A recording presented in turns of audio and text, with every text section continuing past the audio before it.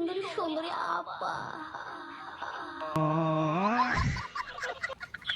High high বারা, এই আবার টিকটকের কেমন বাইনছো? So hey guys, welcome back. তো তারপর বলো কেমন আছো তোমরা গাইস? বর্তমানে তোমরা যারা TikTok, Facebook and YouTube use করো গাইস, আমি ড্যাম শিওর যে তোমরা এই মেয়েটার এই টিকটক ভিডিওটা অবশ্যই দেখছো। এন্ড অনেকের আবার দেখতেছি এর কমেন্ট বক্সে গিয়ে সিগমা গার্ল কমেন্ট করতেছে। এখন তুমি যদি ভেবে থাকো যে মেয়েটা আসলে একটা ভদ্র ঘরের মেয়ে, তাহলে তুমি পিওর খাঁটি 100% একটা বাইনছো, কেননা মেয়েটাও কিন্তু সেম একই ঘাটের মাঝি। কি জানো তোমাদের নেতা বিদেশে।